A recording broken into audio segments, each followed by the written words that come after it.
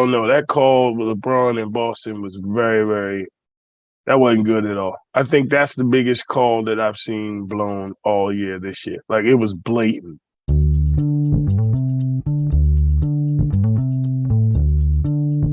Greetings and salutations and welcome to the Odd Coaches Podcast. I am your host, Dr. Keith Adams, and with me today, my tag team partner, the Ron Simmons to my Butchie Itchy Reed in Doom in the NWA as we do Black History Month. Hey, that actually happened in a promo. The icon, the showstopper, the main event, and the reason why we are here, Coach Mike Francis. And Coach, I love Doom when they were under the mask. Everybody knew who it was, and they were like, got mask on. And I'm like, why y'all got mask on? We know it's Ron Simmons and Butch Reed, but whatever. Okay, it's like that's Butchie Itchy Reed. Butchie Itchy Reed. Junkyard Dog said that. I never heard I heard that at least 35 years. Junkyard Dog said Butchie Itchy Reed. Anyway. All right, so today on the Odd Coaches Podcast, Wind Up Wednesday, we're going to talk about the state of the NBA. Adam Silver is telling you in clear, plain sight what's going on, and we want to make sure you pay attention to what he's saying. We're going to talk about Hall of Fame finalists, and this year, Mike, is actually the Hall of Fame and not the Hall of Very Good. Can the Suns win it all? And the week ahead in basketball, and we might even say something about the All-Star game and All-Star Saturday night. Anyway, all right. So the state of the NBA, Adam Silver spoke on a lot of topics. Officiating. This is the first thing we're going to talk about. Adam Silver said, officials are absolutely held accountable despite the public not being aware of their punishments. And I quote, "We don't publicize discipline for officials. We don't think that's appropriate, but their assignments are affected by the quality of their calls, whether or not they progress into the playoffs, and then round by round is impacted." Mike, before I go on a quit your complaining rant, what are your thoughts on NBA officiating? I don't know. I mean, they're full time, so I can't really they're full time, so they should be top notch. I mean, they should be. I don't know. That call with LeBron in Boston was that wasn't good at all. I think that's the biggest call that I've seen blown all year this year. Like it was blatant. Now his reaction wasn't exactly one of the greatest, but after a while you get frustrated and I don't care who you are. He's just showed he's human. He has emotions, he has feelings, and he was dealt wrong. Like it was a foul, and it happens, unfortunately. And then you look at, just officiating across the board. This is a tough job. Nobody wants to do it. And you got both teams. One team's not going to be happy with you, so it doesn't matter. No matter what, 50% of your customers are going to be upset. Well, before I start this rant, shout out to our favorite official, Robert Abney, and my response to America: quit your complaining. And here are my bullet points. NBA referees usually work their way up from youth or high school leagues to the NCAA. Then only the most talented refs advance to the G League and then on to the NBA. Well, if you've ever been to a youth game, man, that's no fun. Getting crapped on by a bunch of people who don't even know the rules. And then you got to build up and build up. And Robert has often said to us publicly and privately, he's usually the youngest guy on his officiating crew because young people have no interest in doing this. Two, just like in teaching, the most recent estimations of NBA official salary put them between $180,000 and $550,000 a year. Okay, so usually most refs make around $250,000 a year for a job that is extremely challenging and difficult. Okay, similar to education. So if you want good people in it, got to put your money where your mouth is. So after gaining 3 to 5 years of officiating experience, entry-level refs can be promoted to senior-level refs, but the amount of time and grind you've got to put in is like any other gig. Last season, there were about 75 full-time officials. I think you need to increase that. You've got to recruit and get that in there. And then think about the WNBA. Man, they don't have a lot of money coming there too. on average, NBA refs travel 25 days out of the month in season. Okay, so as we talk about the bad calls and whatever, that's what they're living with. Okay, that who wants that gig at the end of the day? So you got to increase the number of full-time officials. You got to increase training. You've got to put, dare I say, money into professional growth and development, or you're still going to get the same thing. So, yeah, I'm sorry. Quit your complaining. I'm happy they showed up to work because without officials, it's just a scrimmage. So I'm going to move on to load management. Adam Silver talked about load management, which is a hot topic, Mike. He said the topic has come up in the collective bargaining talks, hint, hint, as the two sides continue to work out a new agreement. One possible remedy is the awards, man. You've got to play a certain percentage of games to be eligible for rewards and postseason, MVP, this, that, and the other. So what do you think about that? I think it makes sense because you can't really blame the players for load management when all the organization and things like that are in on it, like you just said. Like you want to win a championship, but I don't understand how he in one breath can say it's turned into winning championships, and then in the other breath say it's cultural. Like I don't like that. I don't like the way he phrased that. Like you can't say it's cultural that people doing what they're doing. Like owners are like, all right, we'll sacrifice a game or two because it's going to double down the road because you're saving your legs or whatever. It's a long season. You got guys playing in Basketball America, the USA team, trying to prove that we are the best and stuff like that. But then somewhere you got to make sacrifice. Mm-hmm. It's got to be. And this is it. So quickly for me, as the league gains more balance in terms of teams being good, this will naturally adjust because once the Lakers and everybody loses in the play-in game, they're going to say, dang, we need to play more. So that's the first natural thing that's going to happen because there's going to be more teams getting better. 2, tying awards to playing a certain percentage of the game may help because everybody talks about legacy and how many MVPs and how many this, because one guy that I know that do a lot of load management, is the 2-time reigning MVP of the league, baby, the Joker himself. So I hope he wins 3 in a row. I do. Give it to the Joker. Anyway, and I do have a problem with the fan piece. If you're going to sit out, can you sit out a home game? Because if I'm the dad that saved up money and here's the Christmas present to my kid to see Golden State play and he wants to see Steph Curry and he's got those Steph Curry shoes, the Steph Curry jersey, and then Steph sitting on the bench saying, hey, how you doing? It's like, dog, these tickets ain't cheap. So that does, I know, no one cares, but I know, but I do feel bad for that fan because half a reason why the Bullets used to have people in the Capitol Center was because they used to sell tickets based on the opponents. And Mike is old enough to remember, get the Charles Barkley package where you can see Charles Barkley, this person, that person, that. Or get the Dr. J package where you can see Dr. J, that kind of thing. So that's how they used to sell tickets based on who was coming to the arena, not the team itself.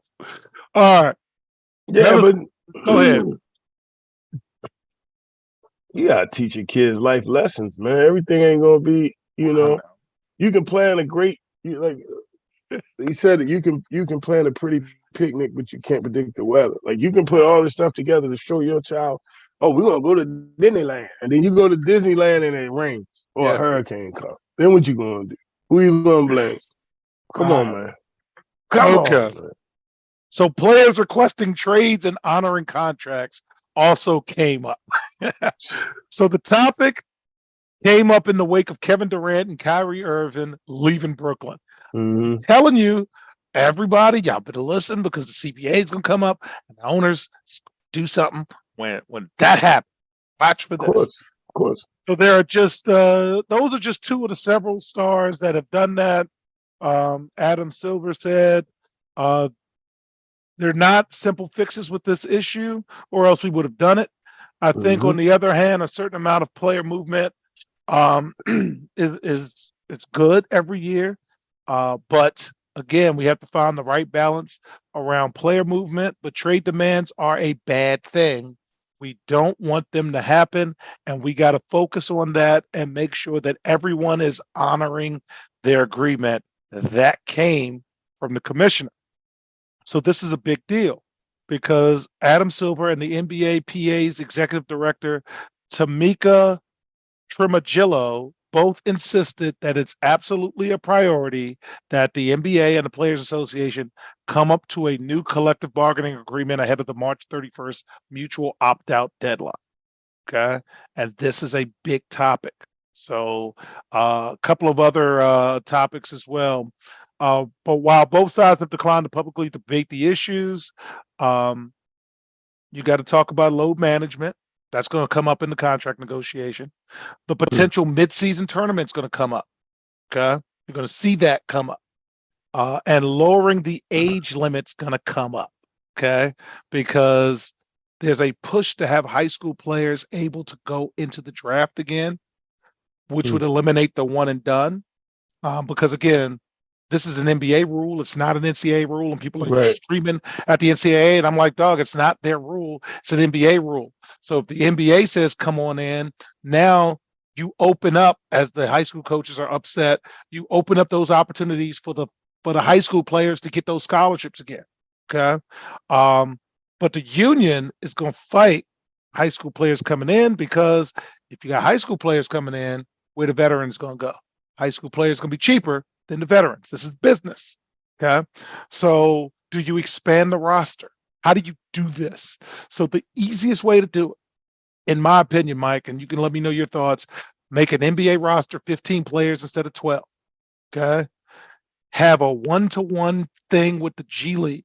So now you have a legitimate developmental program, and now the G League team can have a roster, and your NBA team has those two-way players, because those will be the last three players. And now we can have developmental, so everybody doesn't have to go to Europe, and the G League and the NBA can keep everybody here and still pay everybody, because you got money. You got money. Don't tell me you don't have money.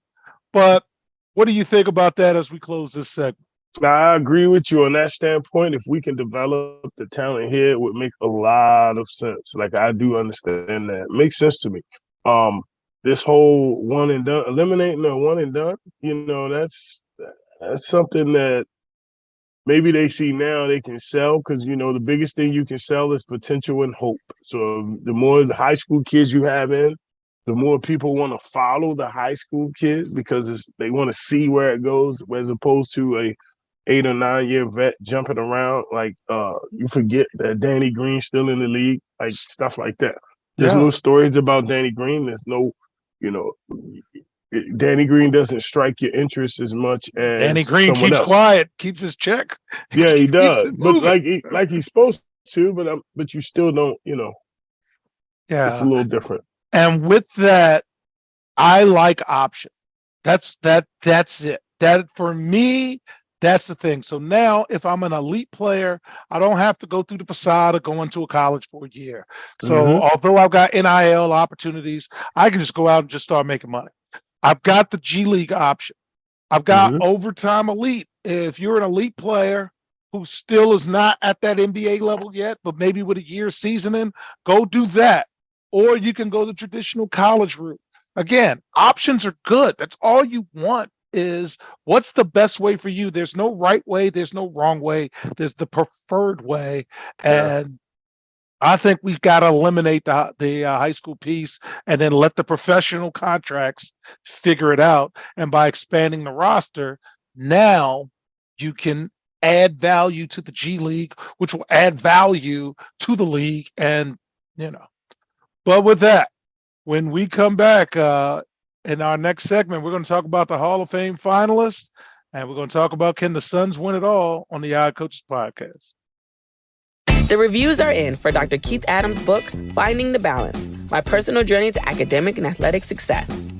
College professor and student athlete academic expert Dr. Lisa Rubin said, "There is nothing out there like this book, so I do hope people will pay attention and give it a read." Former George Mason standout Folarin Campbell said, "Consider this book an opportunity to work directly with Dr. Adams, just like I did. I assure you that there will be something you can take away that will be useful to you throughout your personal journey." Ryan Waite, a recent college graduate who is a software engineer, said, "I like how the book is based on research, which makes it good for general students as well as student athletes." The book serves as both a memoir to Dr. Adams' 30-year academic and athletic career, as well as an instructional guide to assist student athletes, parents, coaches, teachers, and administrators navigate through the challenges of finding a better balance between academic and athletic success. The book includes over 15 personal stories and anecdotes from Dr. Adams, along with numerous former players and colleagues from a variety of sports and endeavors. You can order your copy at www.ckasaveproject.org. From the main page, simply click CKA Save Project Services and order the Find the Balance book. For more information, contact Dr. Keith Adams by email at cka@ckasaveproject.org. Welcome back to the Odd Coaches Podcast in segment 2. Celebration to the Hall of Fame finalists. Mike, as I give you the names, and for some of the names you may not know, I might give you a little extra, but let me know your thoughts. Dwayne Wade is a finalist. Is he in or out to you? He's in. He's in. That's not it. You know what I mean? He's in. Dirk's in too? Yeah, he's in. Definitely. Tony Parker. Yeah. Okay. All right. Definitely. Paul Gasol. You paused. I'm trying. You paused. Oh, I don't know. Okay, that's all right. I want to see how he stacks up against everybody else. That's all. Okay. All right, Greg Popovich. Oh yeah, he's Pops in. Okay. That's it. So I want to talk a little bit about Amherst's coach, David Hickson. So when I was coaching at Hood College, Amherst was one of those annual Final Four teams, and it's hard to coach in Division III, and it's even harder to coach at a strong academic school. Mm-hmm. So that's how I know of David Hickson. And for like a 10-year stretch in Division III, Amherst was like, man, they got it done. They really got it done. So, that's my little kick on that. So good luck to him. Purdue coach Gene Keady. Now, the Bulldog himself, Gene Keady's outstanding coach. Mm-hmm. I got to check, his records and all of that.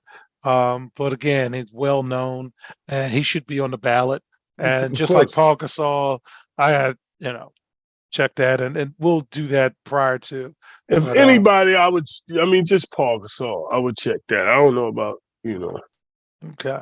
Now, Three Rivers Community College coach Gene Best. I had to look Gene Best up. And Gene Best is the winningest coach in the history of college basketball. Check this record out. 1,300 and 416. Oh, I'm good. You good? 1,300 wins against 416 losses. Yeah. And in a community college? Yeah, okay. Yeah, that's a lot. I'll salute you. That is a lot. Kansas's women's coach, Marion Washington. I will have to do some homework. WNBA legend Becky Hammond, Texas A&M coach Gary Blair, and Stanford guard Jennifer Azzi. Those round out the list. So looking forward to Final Four weekend when we see who's actually in, out, and I know this will come back up. So let's talk about Kevin Durant and the Phoenix Suns.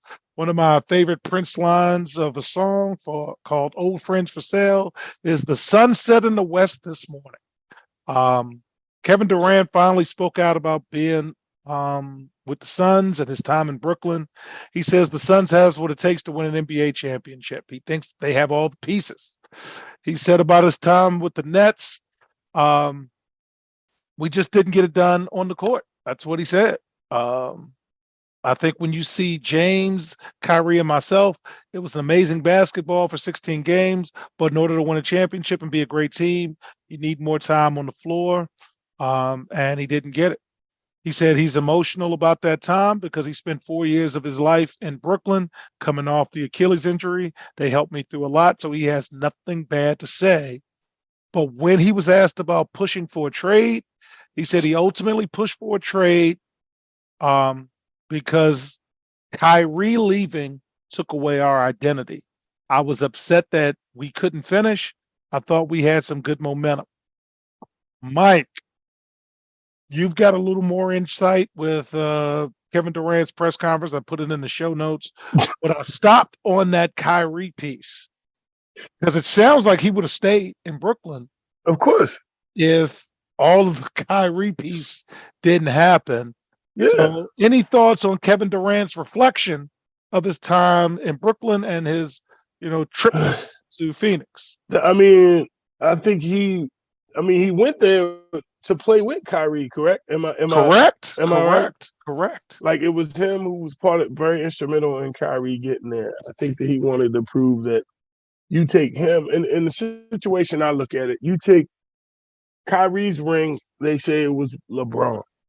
KD's ring is because he was with Golden State. Yeah. So you got two guys who were like maybe thought they were overlooked, and if they could put it together to make it happen, then it solidifies them as players too.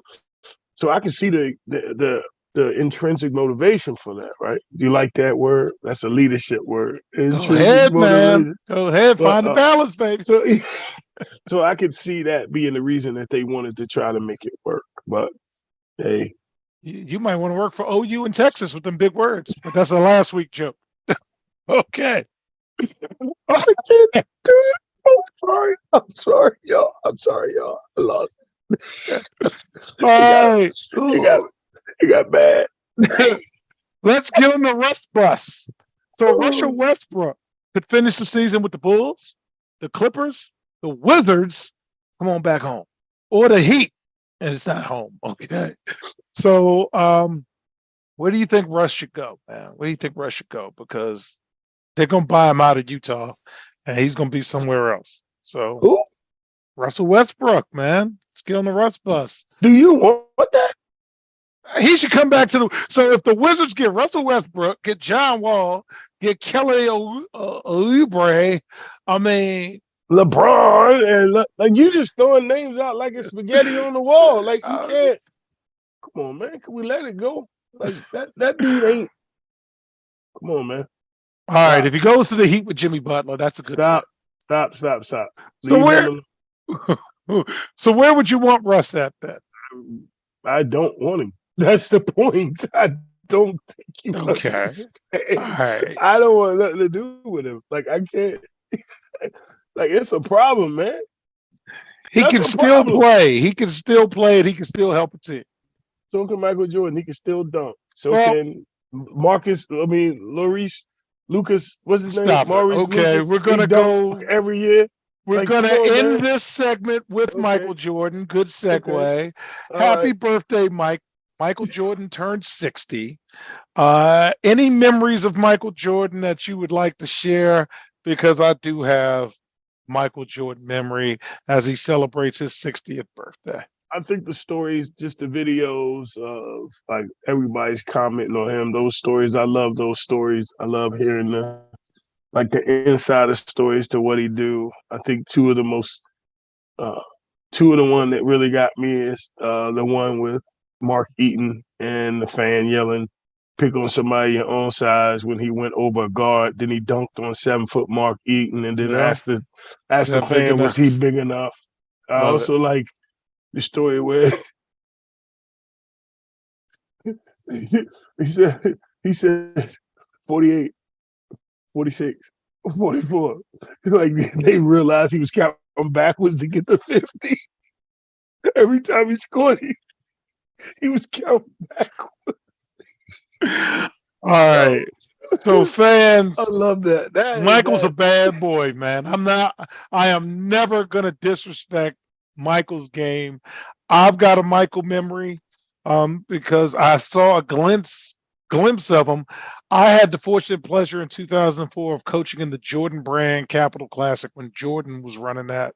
And they gave me all kinds of Jordan gear. I had never bought a pair of Jordans before then, never had anything. Because, shucks, if you know Keith Adams, he doesn't spend a lot of money. Shut up. So once I finally started wearing Jordan stuff, man, that's some quality clothing right there. I just can't afford it. So that was my memory. They ran a first class tournament. I mean, a first class event. And then in terms of my Michael memories, man, that dude and that Come Fly With Me video, we burnt a hole in that tape because that's all we watched was that Come Fly With Me stuff and run out to the playground and do that. And of course, sometimes I dream that he is me. That damn song, If I Could Be Like Mike, a whole generation of kids. Mm-hmm. So whenever they did something good, we'd come back down the court singing that song. So Jordan is not the GOAT for me. I'm sorry. I think Kareem, Russell with the 11 rings, and there's other things that I hold dear, but that's me. But don't come to me with an argument because I'm going to throw Russell's 11 rings at you. And what are you going to come back with me at? So that's me, though. But I ain't mad at anybody calling Mike the GOAT. So you can do that. So, Mike, I will let you finish off because you're a Jordan fan. I'm not an anti-Jordan person. I'm just a realist about basketball. Yeah, I've seen basketball before 1984. Yeah, I was going to say it happened. I mean, in sense, too. But I'm a Jordan fan of his tenacity and his will to win. Yes. Some of his personal choices and comments he made in life, not exactly agreeable. Yeah, the money is the money, and I understand that, but I can't. Happy birthday. That's happy birthday. There we go. We're gonna get out of this segment. I'm learning. All right, we'll be right back on the Out Coaches Podcast. It is not blasphemy. There is an old business adage that says, what gets measured and monitored gets done. It is also fact that deadlines spur action. That is what the CKA Save Project academic monitoring service can do for student athletes. Measure and monitor their academic progress to improve their grades. Our academic monitoring services provide ongoing academic support for student athletes for a designated period of time. Our academic success coaches work with student athletes on time management and organizational skills, along with improving their ability to self-advocate. Every few weeks, our academic success coaches meet with student athletes to assess their academic progress as well as provide ongoing academic advising. If needed, student athletes have access to CKA Learning Specialists who provide virtual core subject academic support for student athletes. For more information, visit us on the web at www.ckasaveproject.org or schedule a free virtual consultation with Dr. Keith Adams by email at cka@ckasaveproject.org.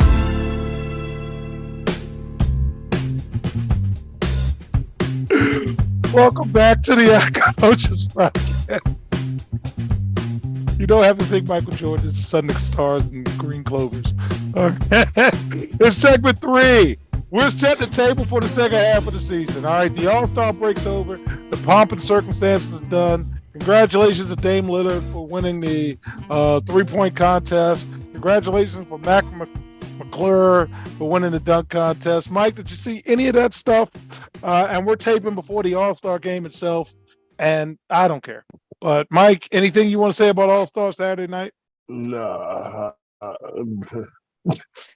Yeah, I don't even know who won the skills guy. I think the Jazz team won whatever that was. The kid who was at Georgetown won it. I know that. Yes, and they were nice dunks. Yeah. Congratulations. Okay. Yeah, he's pretty athletic though. I like him. He was doing that in high school. He's really, really, athletic. I was watching the Elimination Chamber and Sami Zayn and Roman Reigns. I was watching that. Okay, so didn't like the finish, but whatever. Okay.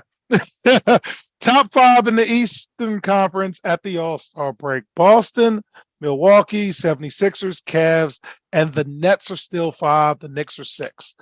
Boston and the Bucks are on a collision course. For me, Mike, I don't think the 76ers are going to play defense in the postseason the way they need to play to win a championship. And the Cavs are that X factor because they're unproven. And Donovan Mitchell's never made a deep run into the playoffs. So that's wide open. 7-10 right now. The Heat, the Hawks. Don't worry about the Hawks fans. They won't be there. And if they are, they won't stay long. The Wizards and the Raptors. Teams to watch right now going in: Bucks, Celtics, Cavs. Anything in the Eastern Conference, Mike, going into the second half of the season? Did we not have a conversation about what we feel that, the way I feel the Eastern Conference? I mean, that thing is a joke. So it's going to be Boston. It's going to be Boston, the Bucks. It's Everybody else just fighting for second place.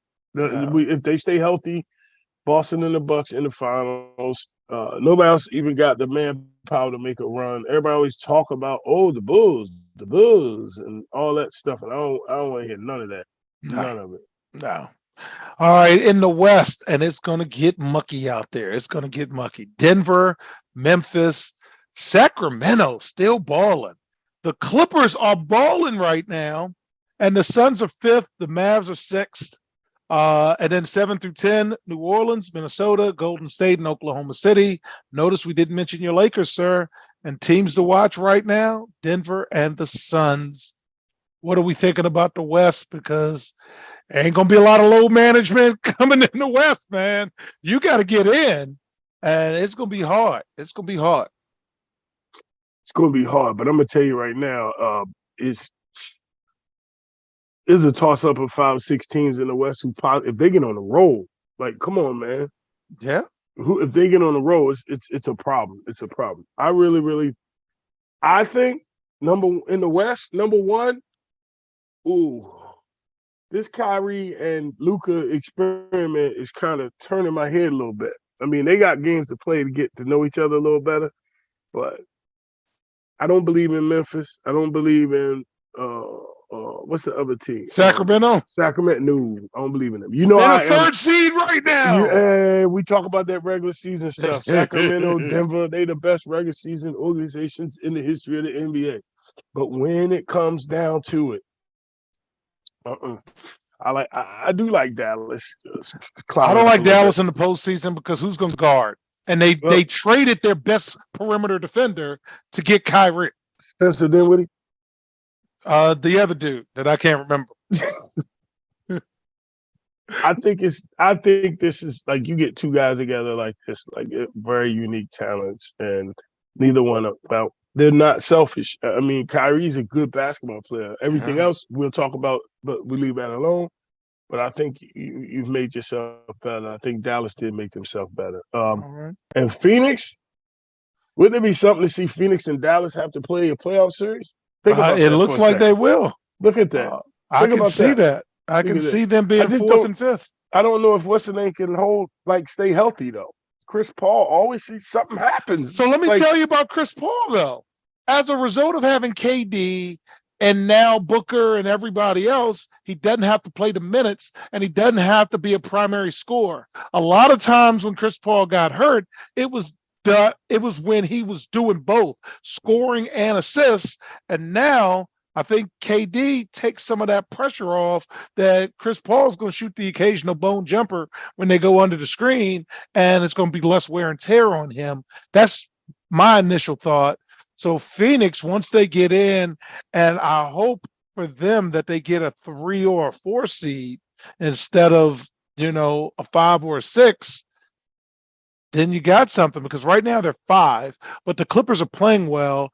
And Sacramento is already above them. So Sacramento has to lose at a higher clip, and they're not load managing. Sacramento's playing. So they're playing to win games now, and other teams are being cute, if you will, and that might come back and bite them. So again, though, you just gave credit to load management, because they do that every year and then they never get out. So maybe they are playing too much. Well, they probably don't get out because they ain't no damn good. As you tell me about Utah and everybody else, if you ain't no damn good, it don't matter. So in the regular season, you beating on people who load manage, and then you get in the playoffs and you can't win because they healthy. Like, come on, get out. Here's your parting gift. Let's go. All right, so games of the week. I believe Friday the 24th, Oklahoma City, Phoenix. I think Durant may be back. I'm not sure. I saw him practicing. That might be the first game back. And wouldn't that be apropos to play Oklahoma City? I don't know. Saturday, February 25th, Boston's playing the 76ers. I might watch that just to see if Harden and them play some defense. I'm not sure. But we're at the halfway point. So here, Mike, are the things I'm looking for. I'm looking for injuries. Because when Zion played, New Orleans was up there and he ain't playing. So if he comes back, then that's another team fighting for 7, 8, 9, 10. Because they did play well when he was there. But man, shut up. This guy can't play a whole season. And it's going to cost me a beverage with you. Load management. I want to see how much they're going to do, because nobody wants those 7 to 10 slots, because that's a one game and you can shoot a bad night and whatever. And the last thing I'm looking for are mini streaks. 7 out of 10, 6 out of 10, 8 out of 10, and see if you're staying steady in the ratings or going up in the rankings. So those are the three things I'm looking for. Anything particular in the second half of the season you're looking for?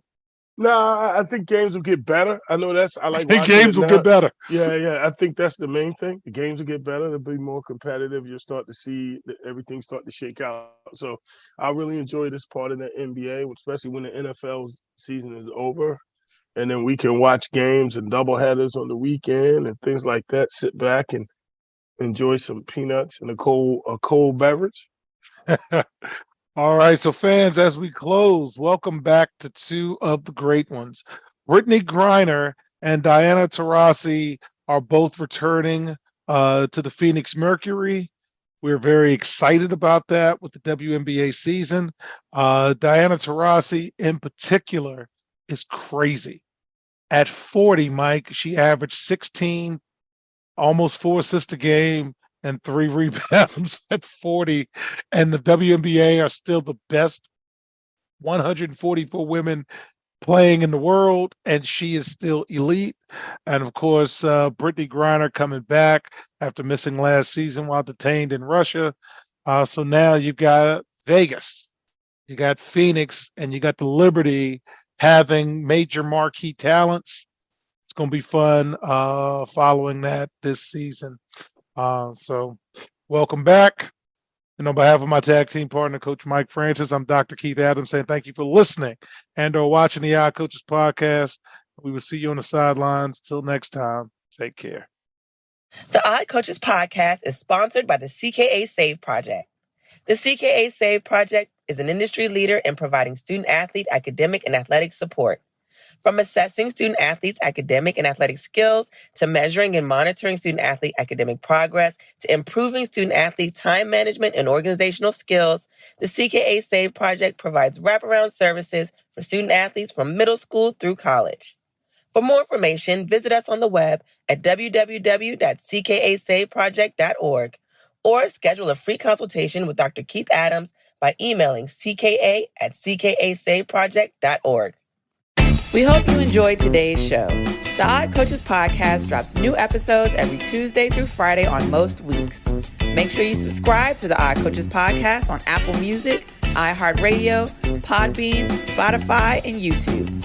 Follow the Odd Coaches podcast on Twitter and Instagram at Odd Coaches.